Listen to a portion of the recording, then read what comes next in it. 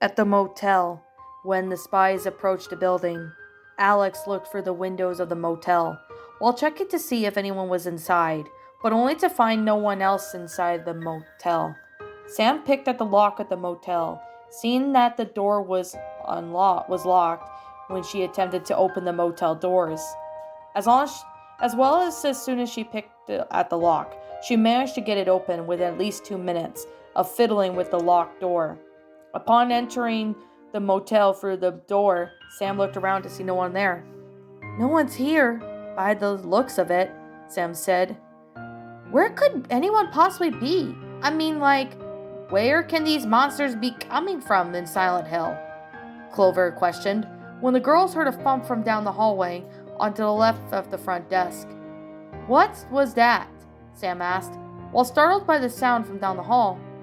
"It just sounded like it came from the left side," Alex said, as she and her friends ran down the left side of the hallway, just wondering what that sound was.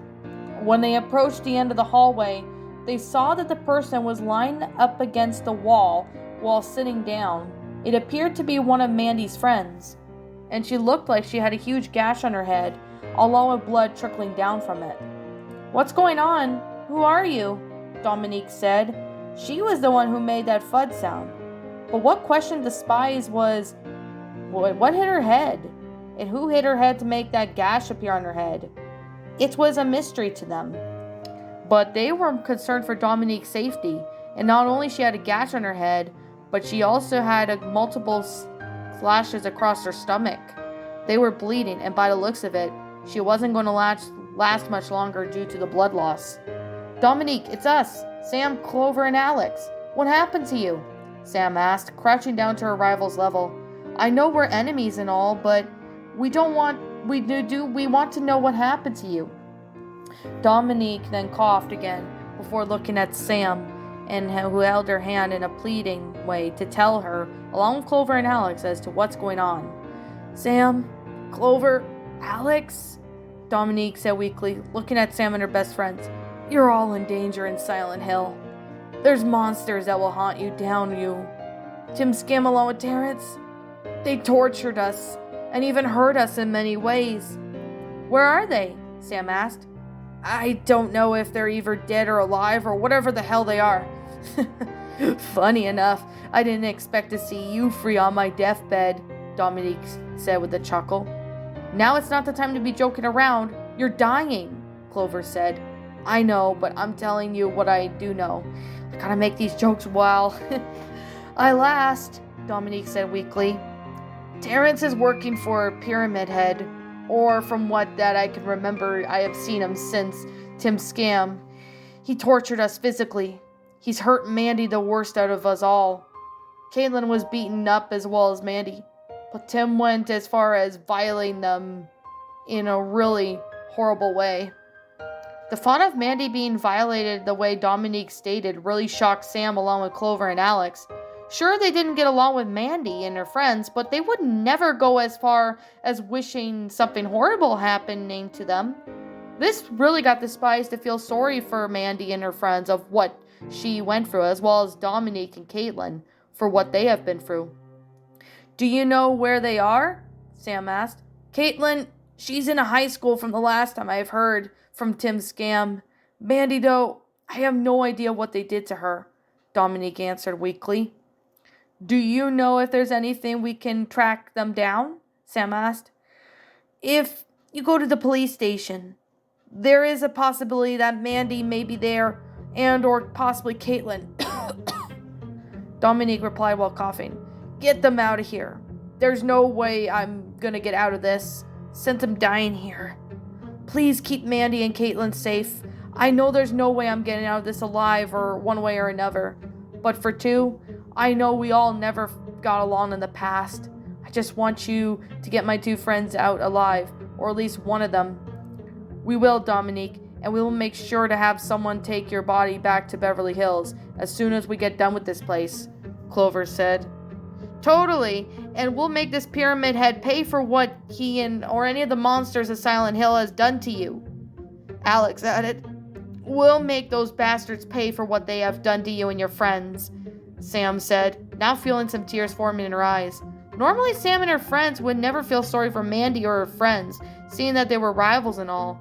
But however, they would never wish anything extreme as death on any of them. Thank you. Now be safe, Dominique said. She took her last dying breath before she died while holding Sam's hand. She's gone, Sam said through her tears. I would never stoop so low as wishing death on Mandy and her friends, even if we don't like them, Clover added as tears streamed down her face. Now I feel very sorry for what Mandy and her friends went through while here, and even we would never want their fate to be as painful and fucked up as this, Alex said. Just then Brittany showed up from behind the Spies, nearly startling them. Brittany, you almost startled us, Clover said. Sorry about that. Some of the agents from Whoop came here to see how your investigation is coming along, Brittany replied, then turned to see Alex and Sam, where Dominique's corpse was laid up against the wall. What happened? Dominique was attacked. I believe it was from one of those monsters, Alex answered. She's got a huge gash on her head, and she's also got some huge gashes that resemble claw marks on her abdomen, Sam added. She just died here with us. I'm just glad she didn't die alone. Brittany crouched down to Sam's level and checked Dominique's pulse to see if she could feel anything. Unfortunately, as Sam, Clover, and Alex stated, she had no pulse, and her body was stiff. Then Brittany used a stethoscope to listen to her heart, just to be sure she was dead or not. But there was no heartbeat. Yeah, she's dead, Brittany said, getting up. I'll call in for backup to help retrieve her body, and then have it sent back to Beverly Hills, as well as contacting her family members. We gotta find Mandy and Caitlin. Who knows if they're alive or dead, or whatever's going on with them, Sam replied. I'll let you know if they're alive or dead. Okay, sounds good. But be careful out there, girls, Brittany said, as she watched Sam, Clover, and Alex head out of the motel. As soon as they left, Brittany called some Whoop agents to help bring Dominique's body back to Beverly Hills, and informed her family members on the death of her of what happened in Silent Hill. Sam, along with Clover and Alex, had kept walking along the fog of Silent Hill, heading towards the police station. While on the way there, Jerry called Clover on her X-Powder, and Clover opened her X-Powder and got her friend's attention to the call. They gathered around to talk to Jerry. I heard about what happened with Dominique, and this fate is what I know you girls would never wish on your enemies, Jerry said sadly, as he already heard the news about from Brittany when she called in for backup. As soon as her body was back there in Beverly Hills, I'll inform them about the devastating news to them. Before Dominique died, she did tell us where there's a possibility we could find Caitlin and Mandy, Sam replied. They're located at the police station. I sure hope whoever kidnapped them hasn't moved them yet. One of my agents dropped something in front of the police station, and that you may need to blow up Silent Hill, Jerry stated. Because the Silent Hill isn't destroyed, more monsters will not only do that and appear, but more people will end up going missing or dead. As much as I hate doing that, but it will have to do, Clover scoffed, not liking the idea of destroying the city one bit. But how can we blow it up? It's pretty simple. I'm sending Dean here with C4 explosive bombs, where he'll place them everywhere in the buildings in Silent Hill.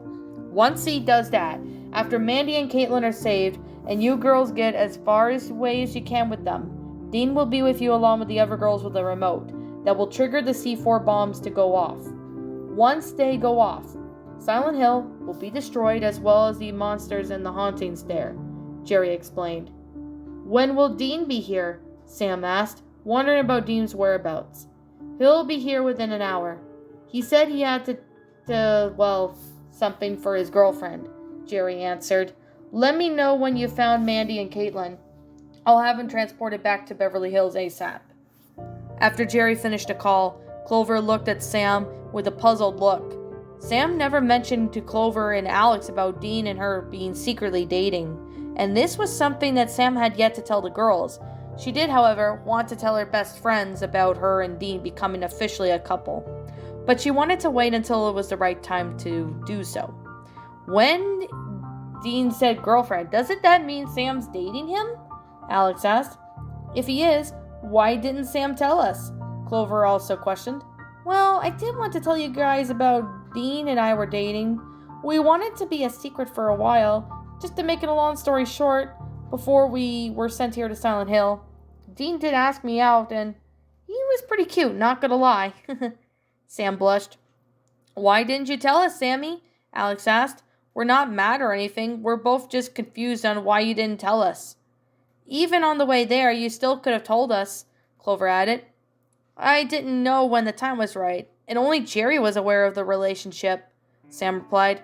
I'm sorry for not telling you girls about this sooner. I should have told you girls before, or Jerry. It's all right, Sam. Clover and I still support your relationship with Dean, Alex said, hugging Sam. Yeah, like Blaney and I broke up, but we eventually got back together, Clover added, hugging Sam, as well as when the other girls suddenly looked up to see a figure walking through the fog. The girls all drew their guns at whatever this figure was, expecting it to be one of the monsters from Silent Hill. There standing, 35 feet away from the girls, was Pyramid Head. With a large knife it carried, the girls were shocked to see the monster. They all had their guns pointed at them. Where are Caitlin and Mandy? Sam asked. So impatient, aren't you girls? Well, I could tell you where they are, if you'll cooperate, Pyramid Head replied. Put your weapons down! Down, Clover shouted. This got the Pyramid Head to charge towards the girls. The spies quickly jumped in several directions as the Pyramid Head tried to attack them with the great knife. He missed a couple of the spies, but Alex managed to shoot the Pyramid Head in the head, but only for the bullet to bounce off. Nice try, my dear, but you'll have to shoot below me to hit me. My Pyramid Head I am wearing is armored, so my head can't be damaged unless it's removed, Pyramid Head said. No more messing with us. Tell us where Caitlin and Mandy are, Sam shouted when she had her shotgun pointed at the monster. We will kill you slowly if you don't. This is our warning, Alex said as Clover grabbed the great knife from the Pyramid Head, disarming him. One of them is in the police station, and the other is in the Silent Hill State Prison on the other side of this town, Pyramid Head said as he began attacking the spies again, grabbing the knife and swinging it at the girls. The spies managed to dodge his attacks, and they also fired their weapons at Pyramid Head. It was taking a while for him to die, since he was proved to be a very tough monster. Clover Head ran around and tried to attack him from behind, and as Pyramid Head was unaware, however, that Clover had a hunting knife in her hand, and soon she jumped onto the monster, stabbed the knife into the throat of the Pyramid Head, and as soon as the knife made contact with the neck, blood started to ooze from the wound as Clover had made with the knife. Pyramid Head then began to look to see his own blood, followed by gurgles of him as blood began to pour out from his neck, where Clover had stabbed him. As he dropped to his great knife, his hands were clenched into his chest and his neck in an attempt to stop the bleeding, but there was no use. He continued to bleed heavily as he could while he dropped to the ground.